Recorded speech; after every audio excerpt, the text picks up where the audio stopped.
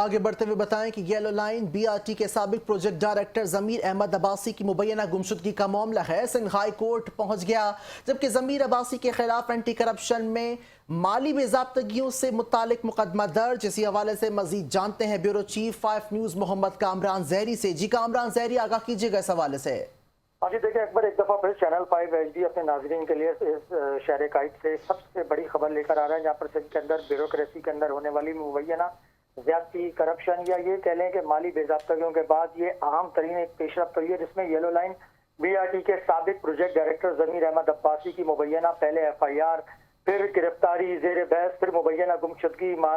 پھر جو ہے یہ معاملہ جو ہے اب سندھ ہائی کورٹ اب پہنچ چکا ہے، جس میں yellow line bus rapid transit B R T منصوبے کے سابق پروجیکٹ ڈائریکٹر اور کراچی موبلٹی پروجیکٹ کے سابق سربراہ ضمیر احمد عباسی کی مبینہ غیر قانونی حراست اور گمشدگی کے معاملے نے اب نیا موڑ لے لیا، جس میں اینٹی کرپشن اسٹیبلشمنٹ ضلع جنوبی کراچی نے ضمیر احمد عباسی کے خلاف پاکستان پینل کوڈ کے دفعات نمبر 409، 420، 467، 468، 471 اور 34 کے ساتھ انسداد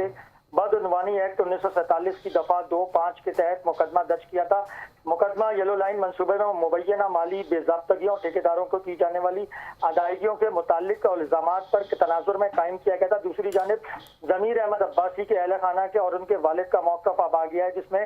جو ہے انہیں 11 اور 12 جون 2026 کی درمیانی شب یا یہ کہہ لیں کہ 12 جون کو اینٹی کرپشن حکام نے اپنی تحویل میں لیا۔ تاہم تاحال ان کی گرفتاری، مقامی حراست یا قانونی حیثیت کے بارے میں کوئی باضابطہ معلومات فراہم نہیں کی گئی، جس میں ضمیر احمد عباسی کے والد محمد پناہ عباسی نے chairman inquiries and anti corruption establishment Sindh کو دی گئی درخواست میں خدشہ ظاہر کیا ہے کہ گرفتاری کی اصل تاریخ بعد کسی تاریخ سے اور سے طریقے سے ظاہر کی جا سکتی ہے، جس سے آئین پاکستان کے آرٹیکل 10 اور ضابطہ فوجداری کی دفعات 61 اور 167 کے تحت حاصل آئینی جو قانونی تحفظات متاثر ہو سکتے ہیں۔ درخواست میں موقع اختیار کیا گیا ہے کہ اگر ضمیر احمد عباسی کو حراست میں لے لیا گیا ہے تو انہیں آئین پاکستان قانون کے مطابق 24 گھنٹوں کے اندر اندر کسی مجاز عدالت کے روبرو پیش کرنا لازمی تھا، جس کے بعد اہل خانہ نے ان کی گرفتاری کی درست تاریخ،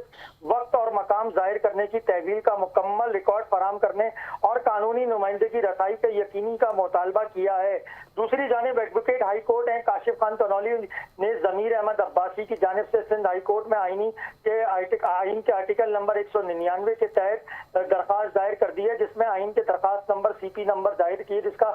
نمبر ہے 3800 برائے 2026 میں وفاق پاکستان، وزارت داخلہ، وزارت دفاع، chairman anti corruption establishment Sindh, inspector general Sindh police اور commission of inquiries on enforced disappearances کو فریق بنایا گیا ہے، جس میں ضمیر احمد عباسی کے کیس میں 2 اور مختلف معزز قانون دان بھی عدالت سے انسانی ہمدردی اور دیگر معاملات پر پیروی کرتے نظر آئیں گے، جن میں لاہور سے تعلق رکھنے والے سینئر قانون دان ہیں بیرسٹر میاں علی اشفاق، ان کو بھی شامل کیا گیا ہے۔ کیس سندھ ہائی کورٹ کے 2 رکنی بینچ کے سینئر ترین معزز جج صاحبان ہیں، جن میں جسٹس جناب سلیم جیسر صاحب اور جسٹس جناب نثار احمد بمبورو کے روبرو اب زیر سماعت ہوگا۔ آئین کے درخواست میں موقف اختیار کیا گیا ہے کہ ضمیر احمد عباسی کے مبینہ غیر اعلانیہ حراست پاکستان کے آرٹیکل 4، 9، 10 اور 10A اور 14 کے تحت حاصل بنیادی حقوق کی خلاف ورزی ہے۔ تاحال اینٹی کرپشن اسٹیبلشمنٹ یا دیگر متعلقہ اداروں کی جانب سے ضمیر احمد عباسی کی حراست کے لے کر ابھی تک کوئی باضابطہ جو ہے موقف سامنے نہیں آیا۔ اس کے علاوہ چینل 5 نیوز کو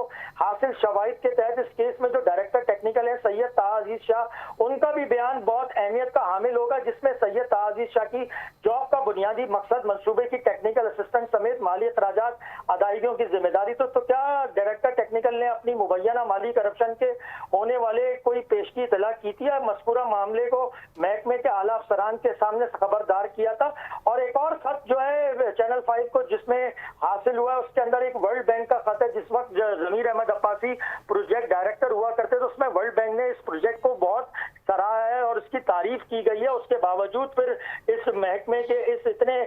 شاندار یلو لائن پروجیکٹ کے بارے میں پھر اس کے بعد ایک مبینہ کرپشن کیس آیا ہے۔ اب یہ دیکھنا ہوگا کہ یلو لائن BRT کیس کا جو بہت سارے لوگ ہیں، جس کے اندر ٹھیکیدار ہیں، کمپنیز ہیں اور اس کے اندر جتنی بھی آرکیٹیکٹ کمپنیز ہیں جن کو لاکھوں روپے مالیت کے اوپر رکھا گیا تھا، ان کا بیان بھی اب سندھ ہائی کورٹ کے سامنے پیش ہونا بہت ضروری ہے۔ جی ٹھیک ہے، تفصیلاً آگاہ کرنے کے لیے شکریہ۔